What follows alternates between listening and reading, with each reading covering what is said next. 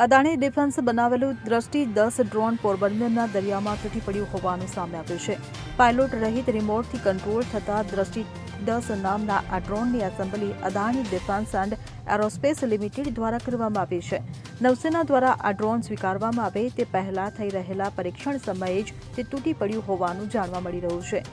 Medium altitude long endurance પ્રકારનું આ drone ઇઝરાયલની એલ્બિટ સિસ્ટમના હર્મેસ 900 સ્ટાર લાઇનર આધારિત છે. અદાણી જૂથે તેને ભારતમાં હૈદરાબાદ ખાતે એસેમ્બલ કર્યું છે અને તેને દ્રષ્ટિ 10 નામ આપ્યું છે. નૌસેનાના એક અભિયાન સમયે પોરબંદર નજીક દરિયામાં તે તૂટી પડ્યું હતું.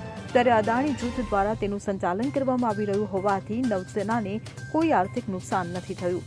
તૂટી પડેલા ડ્રોનના કારણોની તપાસ કરવા તેનો કાટમાળ કંપની કબજે કર્યો હોવાનું સત્તાવાર સૂત્રો તરફથી જાણવા મળ્યું છે.